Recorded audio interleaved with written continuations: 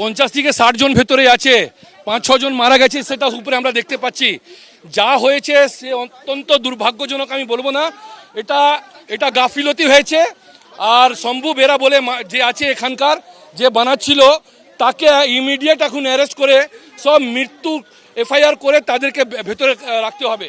তারাতলায় ভয়াবহ বিপর্যয়, ভেঙে পড়ল নির্মীয়মান গোডাউনের ছাদ। এই বিপর্যয় ঘটার পর প্রায় 3 ঘন্টারও বেশি সময় পেরিয়ে গিয়েছে, এখনো চলছে যুদ্ধকালীন তৎপরতায় উদ্ধার কাজ। 4 প্রতিনিধি সরাসরি আমাদের সঙ্গে রয়েছেন, ঘটনাস্থল থেকে 3 জন আমাদের সঙ্গে রয়েছেন অর্ণব মুখোপাধ্যায়, পার্থপ্রতিম ঘোষ, সন্দীপ সরকার এবং এসএসকে হাসপাতাল। উদ্ধারের পর যেখানে নিয়ে যাওয়া হচ্ছে অত্যন্ত দ্রুততার সঙ্গে, সেখান থেকে আমাদের প্রতিনিধি অনির্বাণ বিশ্বাস রয়েছেন। আমি শুরুতে পার্থকে বলবো, উদ্ধার কাজ এই মুহূর্তে কিভাবে চলছে একবার দেখাও পার্থ। সরাসরি উদ্ধার কার্য দেখাবো, আমার সহকর্মী সন্দীপ সাধুকাকে দেখাতে বলবো ছবিটা একেবারে যে জায়গায় উদ্ধার কার্য চলছে সেই জায়গায় দেখতে পাচ্ছ একদিকে দমকল বিপর্যয় মোকাবেলা বাহিনী তারা রয়েছে, সেনা রয়েছে, এনডিআরএফ রয়েছে এবং বিশেষ প্রশিক্ষণপ্রাপ্ত স্নিফার ডগ নিয়ে আসা হয়েছে।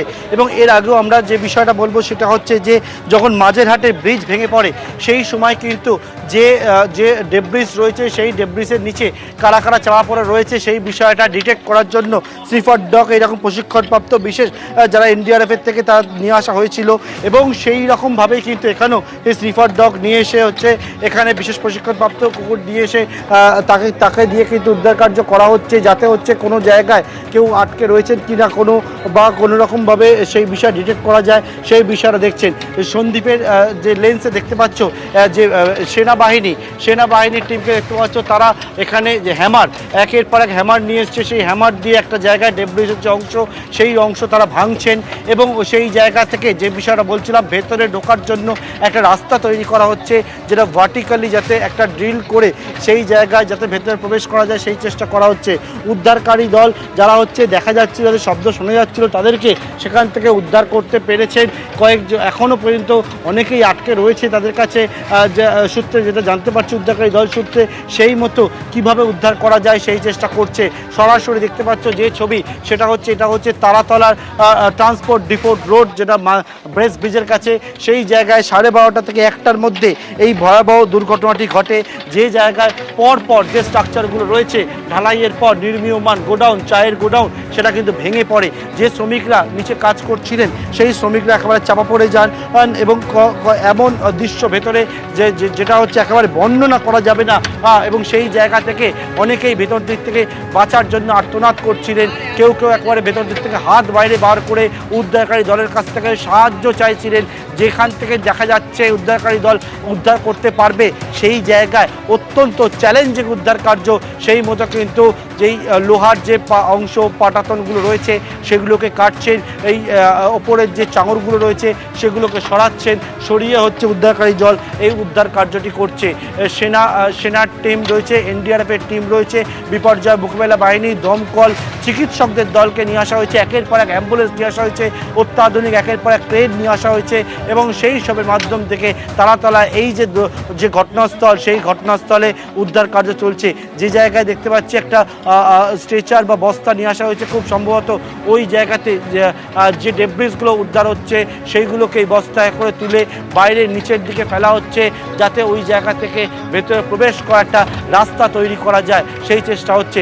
যে বিষয়টা বলছিলাম স্নিফার ডগ, বিশেষ প্রশিক্ষণপ্রাপ্ত স্নিফার ডগ, সেই স্নিফার ডগকে এখানে ব্যবহার করা হচ্ছে যাতে ভেতরে কোনোরকমভাবে তারা প্রশিক্ষণপ্রাপ্ত কোনোরকমভাবে কোনো প্রাণের সঞ্চার হদিশ পেলে সেই মতো হচ্ছে সে ডিটেক্ট করলে সেই জায়গাতে উদ্ধারকারী দল সেখানে পৌঁছাবে। কিন্তু সমস্যা যে জায়গা সেটা হচ্ছে যে এই যে স্ট্রাকচারটা কোনো একটা স্ট্রাকচার না, এরকম 3টে স্ট্রাকচার তার নিচে হচ্ছে চাপা পড়ে রয়েছে। কারণ এখানে হচ্ছে প্রথমে 3তলা, স্থানীয়রা বলছেন যারা প্রত্যক্ষদর্শী, তারপর 2তলা এবং তার নিচে 1তলায় কাজ চলছিল এবং পরপর এইরকম স্ট্রাকচারগুলো একেবারে ভেঙে পড়েছে এবং যার নিচে অনেকেই আটকে পড়ে রয়েছেন, চাপা পড়ে রয়েছেন, একেবারে অনেকেই চাপা পড়ে রয়েছেন, কিন্তু সেটা সংখ্যায় কত এবং বিশেষ করে কোন কোন জায়গায় তারা চাপা পড়ে রয়েছেন এইটা বুঝে ওঠা কঠিন, যে জন্য উদ্ধার কাজ আরেকটু দ্রুত গতিতে হয়তো করা যেতে পারত যদি ঠিক কোন জায়গায় কতজন আটকে পড়ে রয়েছেন এইটা বোঝা যেত। নিঃসন্দেহে এই মুহূর্তে যুদ্ধকালীন তৎপরতায় উদ্ধার কাজ চলছে। আমি সন্দীপের কাছে একবার সরাসরি চলে যাব, যেভাবে একেবারে বাঁচার আরতি ভেতর থেকে আটকে থাকা শ্রমিকেরা করছেন এই মাঝেরহাটের ব্রিজ বিপর্যয় বা পোস্তা উড়ালপুলের বিপর্যয়ের কথা মনে করিয়ে দিচ্ছে। কিন্তু এই ভয়াবহ বিপর্যয়টা প্রাথমিকভাবে কি মনে হচ্ছে সন্দীপ, কিভাবে ঘটে থাকতে পারে?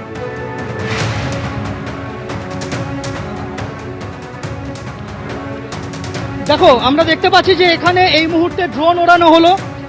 সেই ড্রোনের মাধ্যমে উদ্ধারকারী দল তারা বোঝার চেষ্টা করছেন যে জায়গাগুলো দেখা যাচ্ছে না সেই জায়গাগুলোতে সেই জায়গাগুলোর ছবি ক্লোজে দেখার চেষ্টা করা হচ্ছে ড্রোনের সাহায্যে, এবং ড্রোন নিয়ে এসে উদ্ধারকারী দল তারা বোঝার চেষ্টা করছেন যে কোন জায়গায় এই মুহূর্তে কি পরিস্থিতি হয়ে রয়েছে। ড্রোনের সাহায্যে এরিয়াল ভিউ নেওয়া হচ্ছে এবং ড্রোনের মাধ্যমে বোঝার চেষ্টা করা হচ্ছে যে কোথাও কোনো রকম কোথাও কোনো প্রাণের অস্তিত্ব রয়েছে কিনা সেটা বোঝার চেষ্টা করা হচ্ছে। ড্রোনের সাহায্যে গোটা জায়গাটা একবার উদ্ধারকারী দল তারা দেখে তারা একটা নকশা প্রস্তুত করে নিতে চাইছেন। এর পাশাপাশি আমরা যেটা দেখতে পাচ্ছি এখানে উদ্ধারকারী দল বিভিন্ন ভাগে তারা ভাগ হয়েছেন। প্রত্যেকটা দলের সঙ্গেই আর্মির উচ্চপদস্থ আধিকারিকরা রয়েছেন, সেনা জওয়ানরা রয়েছেন, এনডিআরএফ রয়েছে, পুলিশ রয়েছে, দমকল রয়েছে, মানে ভাগ করে করে দেওয়া হয়েছে। প্রত্যেক টিমেই সবার উপস্থিতি রয়েছে আমরা দেখতে পাচ্ছি, এবং এক একটা দিক থেকে এক একভাবে কাজ চালানো হচ্ছে। কোথাও গাইতির সাহায্যে কংক্রিট খুঁড়ে ভেতরে ঢোকার কাজ চলছে। যেখানে কাটার ব্যবহার করতে হচ্ছে সেখানে কাটারের সাহায্যে কাটার ব্যবহার করে বিম সরিয়ে ভেতরে প্রবেশ করার চেষ্টা করা হচ্ছে। আমরা দেখতে পেলাম যে এইমাত্র আরেকজনকে উদ্ধার করে অ্যাম্বুলেন্স সেটা রওনা হলো। গাইতি দিয়ে ভারতীয় সেনাবাহিনীর জওয়ানরা তারা কংক্রিটের স্ল্যাব ভাঙলেন এবং ভেঙে সেখান থেকে আরেকজনকে উদ্ধার করে অ্যাম্বুলেন্সে করে রওনা করানো হলো। পরপর সারিবদ্ধভাবে অ্যাম্বুলেন্স এখানে প্রস্তুত রাখা হয়েছে। ঘটনা যা ঘটেছে, যেটা প্রাথমিকভাবে আভাস পাওয়া যাচ্ছে দুর্ঘটনাস্থল দেখে, তা কিন্তু এক কথায় ভয়াবহ। কেন ভয়াবহ, যেটা এর আগেও বলছিলাম, এখানে আমরা দেখতে পাচ্ছি শুধুমাত্র লোহার বিমের ওপরে, আরেকবার বলবো, শুধুমাত্র লোহার বিমের ওপরে কোনো রকম কংক্রিটের ঢালাই নয়, শুধু লোহার বিমের ওপরে ছাদ ঢালাই করা হয়েছিল। লোহার বিমের ওপরে ছাদ ঢালাই করার জন্য মাঝখানে আর কোনো সাপোর্ট দেওয়া হয়নি। তুমি দেখতে পাবে, আমার সঙ্গে রয়েছেন আমার ক্যামেরা প্রতিনিধি অঞ্জনদাকে দেখাতে বলবো। আমি যদি এই ভেঙে পড়া অংশের ভেতরের দিকটা তোমাকে দেখাই, এই ভেঙে পড়া অংশের এই হচ্ছে তার ভেতরের দিক। তুমি দেখতে পাবে এই কংক্রিটের ঢালাইয়ের নিচে কোনো সাপোর্ট ছিল না। যখন কোনো ছাদ নির্মাণ হয়, তুমি দেখে থাকবে বা দর্শকরাও দেখে থাকবেন, যখন কোনো ছাদ নির্মাণ হয় তখন সেই ছাদ যতক্ষণ না নিজের মতো করে কঠিন হচ্ছে ততক্ষণ পর্যন্ত তাকে সাপোর্ট দেওয়া থাকে। কোথাও লোহার খুঁটি দিয়ে সাপোর্ট দেওয়া থাকে, কোথাও বাঁশ দিয়ে সাপোর্ট দেওয়া থাকে, এবং ছাদ পুরোপুরি প্রস্তুত হয়ে গেলে তারপর সেই খুঁটি সরিয়ে নেওয়া হয়। কিন্তু এখানে আমরা কি দেখতে পাচ্ছি? এখানে আমরা দেখতে পাচ্ছি যে শুধুমাত্র লোহার বিম পরপর নাট বোল্ট দিয়ে টাইট করে, কোথাও হয়তো নাট বোল্ট ঝালাই করে এই রকম কাঠামো বানানো হয়েছিল এবং তার উপরে ছাদ ঢালাই করে দেওয়া হয়েছে। মাঝখানে কোনো সাপোর্ট ছিল না, শুধুমাত্র টিন দেওয়া হয়েছিল। এই লোহার বিমের ওপরে টিন দেওয়া হয়েছে, সেই টিনের ওপরে সরু লোহার রড দেওয়া হয়েছে, তার উপরে ঢালাই চাপিয়ে দেওয়া হয়েছে। অর্থাৎ এই লোহার ভার, লোহার রডের ভার, টিনের ভার, কংক্রিটের ভার, এই সব ভার একেবারে 3 তলা থেকে 1 তলা পর্যন্ত হুড়মুড়িয়ে নেমে এসেছে আজকে দুপুরবেলা। গতকাল বৃষ্টি হয়েছিল, তার ফলে সেই ছাদ কিছুটা ড্যামেজ হয়ে থাকতে পারে, এবং সেই ছাদ এই কংক্রিটের চাপ যে নিতে পারেনি এই লোহার বিম, তার লোহার বিম যেভাবে বেঁকে দুমড়ে গিয়েছে তা একেবারে স্পষ্ট। তুমি দেখতে পাবে যে লোহার বিম এবং কংক্রিট এমন ভাবে বেঁকে রয়েছে যে কোনোভাবেই তাকে বের করা যাচ্ছে না। প্রাথমিকভাবে এটাই মনে করা হচ্ছে যে নিয়ম যেটা মানা দরকার ছিল এই ধরনের বিশাল একটা কনস্ট্রাকশনের জন্য, সেই নিয়ম না মানার কারণেই কি এইরকম ভয়াবহ বিপর্যয় ঘটে গেল, যার জন্য এত শ্রমিক এই মুহূর্তে তাদের অনেকেই একেবারে আশঙ্কাজনক অবস্থায় তাদের উদ্ধার করা হচ্ছে এবং এসএসকেএম হাসপাতালে নিয়ে যাওয়া হচ্ছে। আমরা একবার সরাসরি কথা বলবো, আমাদের আরেক প্রতিনিধি অনির্বাণ বিশ্বাস আমাদের সঙ্গে রয়েছেন। অনির্বাণ, এখনো পর্যন্ত কতজনকে চিকিৎসার জন্য নিয়ে আসা হলো এবং কি অবস্থা, তাদের আঘাতটাই বা কতটা গুরুতর? দেখো, তোমাকে প্রথমে জানিয়ে রাখি যে এখনো পর্যন্ত কিন্তু এসএসকেএম এর ট্রমা কেয়ার বিল্ডিং, সেখানে কিন্তু 11 জনকে নিয়ে আসা হয়েছে। কিছুক্ষণ আগে আরও একজনকে নিয়ে আসা হলো, এবং কিন্তু তার সঙ্গে তিনি যারা নিয়ে আসলেন মূলত অ্যাম্বুলেন্সে করে, তার কিন্তু কোনো সংজ্ঞা নেই। এই মুহূর্তে তাকে ভেতরে নিয়ে যাওয়া হয়েছে, এবং হাসপাতাল সূত্রে আমরা যতটুকুনি জানতে পারছি তাতে কিন্তু এখনো পর্যন্ত এই 11 জনের মধ্যে প্রায় 5 থেকে 6 জন, তাদের অবস্থা কিন্তু অত্যন্ত আশঙ্কাজনক। স্বাভাবিকভাবেই হাসপাতালের যারা চিকিৎসক রয়েছেন, যারা নার্স রয়েছেন, তারা প্রাণপণ চেষ্টা করছেন প্রত্যেককে প্রাথমিক চিকিৎসা দিয়ে অন্তত তাদেরকে সুস্থ রাখার। এবং এই মুহূর্তে কিন্তু যাদের নিয়ে আসা হচ্ছে, কারোর হাতে চোট রয়েছে, কারোর মাথায় চোট রয়েছে, কারোর পায়ে চোট রয়েছে, এমন পরিস্থিতিতে নিয়ে আসা হচ্ছে যেটা কিন্তু বর্ণনাতীত। স্বাভাবিকভাবেই তাদেরকে কিন্তু এই মুহূর্তে প্রাথমিক চিকিৎসা দিয়ে তাদেরকে সুস্থ করে তোলা এবং তাদেরকে কিন্তু যাতে রিভাইভ করানো যায় সেই চেষ্টা কিন্তু মূলত করা হচ্ছে। এই মুহূর্তে তুমি দেখতে পাচ্ছ যে হাসপাতালের যে ট্রমা কেয়ার সেন্টার, তার সামনে ভবানীপুর থানার একটা বিশাল পুলিশ বাহিনী উপস্থিত। তার কারণ এইখানে যে সমস্ত অ্যাম্বুলেন্স আসছে, সেই অ্যাম্বুলেন্সে কারা আসছেন, কাদেরকে নিয়ে আসা হচ্ছে, দ্রুত তাদেরকে ভেতরে নিয়ে যাওয়া। একদিকে যেমন হাসপাতালের যারা প্রশাসন রয়েছেন তারা যেমন তৎপরতা দেখতে পাচ্ছি আমরা, ঠিক তেমনভাবে পুলিশেরও তৎপরতা রয়েছে। এবং এখানে যে সমস্ত রোগীর পরিবার বা আত্মীয় স্বজনরা থাকেন এই ট্রমা কেয়ার বিল্ডিংয়ের সামনে, তাদেরকেও কিন্তু একটা সাইডে সরিয়ে দেওয়া হয়েছে যাতে অ্যাম্বুলেন্সের আসা যাওয়ার ক্ষেত্রে কোনো সমস্যা না হয়। এবং যে কথা তোমায় বলছিলাম, এই মুহূর্তে কিন্তু হাসপাতালের বা ট্রমা কেয়ার সেন্টারের সবচেয়ে বড় যেটা চ্যালেঞ্জ, যে এই মুহূর্তে যাদেরকে নিয়ে আসা হচ্ছে তাদের প্রাথমিক শুশ্রূষা দিয়ে তাদেরকে কিন্তু জীবিত রাখাটা আগে জরুরি। কারণ এমন অনেকে আসছেন যারা কিন্তু সংজ্ঞাহীন অবস্থায় আসছেন, স্বাভাবিকভাবে তারা কী অবস্থায় রয়েছেন সেগুলো চিকিৎসক পরীক্ষা নিরীক্ষার পর বলতে পারবেন। এখনও পর্যন্ত 11 জনকে নিয়ে আসা হয়েছে, তার মধ্যে 5 থেকে 6 জন তাদের অবস্থা অত্যন্ত আশঙ্কাজনক, এমনটা কিন্তু হাসপাতাল সূত্রে আমরা জানতে পারছি। এবং এখনও পর্যন্ত ওখান থেকে যে কজনকে উদ্ধার করা হয়েছে তাদের একটা বড় অংশকেই কিন্তু নিয়ে আসা হচ্ছে এই এসএসকেএম এর ট্রমা কেয়ার বিল্ডিংয়ে। 11 জন যে নিয়ে আসা হয়েছে তাদের মধ্যে বেশ কয়েকজনের অবস্থা এতটাই আশঙ্কাজনক যে তাদের কারো হাত ভেঙে গিয়েছে, পা ভেঙে গিয়েছে, এবং যে কথা বলছিলাম যে বর্ণনাতীত পরিস্থিতির মধ্যে তাদেরকে নিয়ে আসা হচ্ছে। এই রকম পর্যায়ে দাঁড়িয়ে সারাক্ষণের জন্য কিন্তু এখানে চিকিৎসক, মেডিকেল স্টাফ থেকে শুরু করে নার্স, এমনকি তাদের যে সমস্ত সরঞ্জাম প্রয়োজন, ওটি প্রস্তুত রাখা, সমস্ত কিন্তু প্রস্তুত রয়েছে। স্বাস্থ্যমন্ত্রী তিনি কিন্তু নিজে মনিটরিং করছেন, তিনি হাসপাতাল কর্তৃপক্ষের সঙ্গে প্রতি মুহূর্তে যোগাযোগ রেখে চলছেন, এমনটি কিন্তু হাসপাতালের তরফ থেকে আমরা জানতে পারছি। অনির্বাণ, তুমি আমাদের সঙ্গে থাকো। যে ছবি আপনারা দেখতে পাচ্ছেন যে দ্রুততার সঙ্গে উদ্ধার কাজ চালানো হচ্ছে যুদ্ধকালীন তৎপরতায়, আর এই পুরো উদ্ধার কাজটা নিজে মনিটরিং করছেন খোদ রাজ্যের মুখ্যমন্ত্রী। একই সঙ্গে এনডিআরএফ থেকে শুরু করে পুলিশ, সেনা, দমকল, তারা একযোগে হাতে হাত মিলিয়ে কাজ করছেন।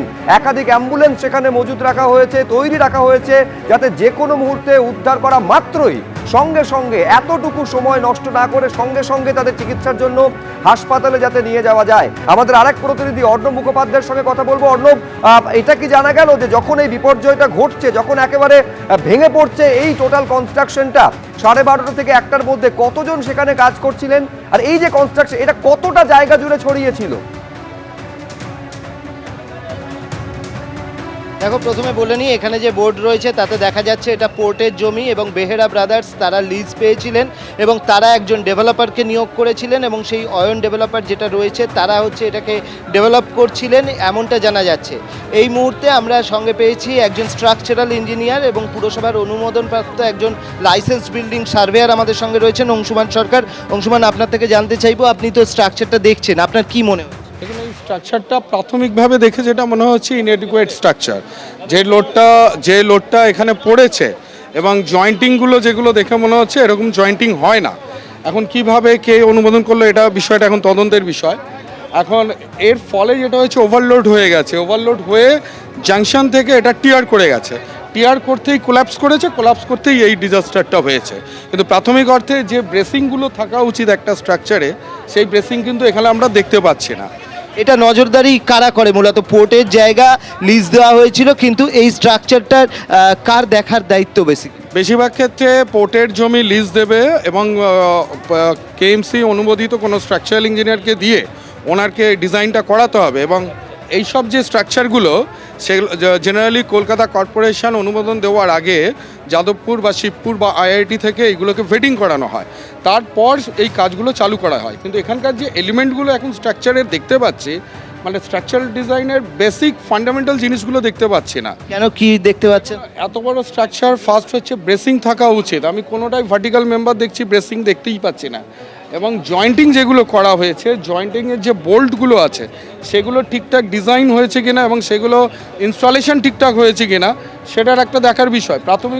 ভাবে যেটা এখানে লেগে আছে, যেটুকুনি আমরা দেখছি যেভাবে বিম আপনার ফেল করেছে, শিয়ার এবং বেন্ডিং দুখানাই ফেল করে গেছে, মানে বিমটা বেঁকেও গেছে এবং শিয়ারও ফেল করেছে। তার মানে বোঝাই যাচ্ছে যে লোড চাপানো হয়েছিল কনস্ট্রাকশনের সময়, সেইখানেতে সেই লোডও নিতে পারেনি। তার মানে এখানে ডিজাইনে বা কনস্ট্রাকশনে দুটোতেই এখানে গলদ থাকতে পারে।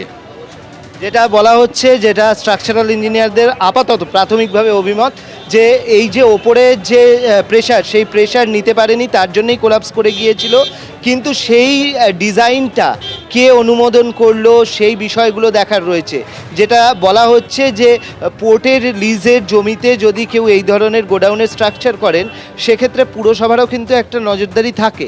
সুতরাং এখানে কি অনুমোদন দেওয়া হয়েছিল? এটাকে কি পুরসভার আলাদা প্ল্যান পাস করতে হয়? কিভাবে প্ল্যান পাস করতে হয়, এটাকে আগে পোর্ট এনওসি দেবে, এনওসি দেওয়ার পর টেকনিক্যাল পার্টটা আমাদের গভর্নমেন্ট অ্যাপ্রুভ স্কিম অনুযায়ী পৌরসভাকে এটা জমা দিতে হবে এবং এটা নিয়মকানুন মেনে সেখানে এটা এত বড় স্ট্রাকচার, এটা এমবিসি হয়। এমবিসি হওয়ার পর স্ট্রাকচারালের ব্যাপারটা যেটা হয়, সাধারণত এই ধরনের স্টিল স্ট্রাকচার যেগুলো হয় সেগুলো যাদবপুর নয় শিবপুর নয় আইআইটি, যে কোনো রেপুটেড ইনস্টিটিউশন থেকে এটা ভেটিং হবে, তারপর এর অনুমোদন পাবে। কিন্তু আদৌ কি পোর্ট এলাকায় এত কিছু হয়?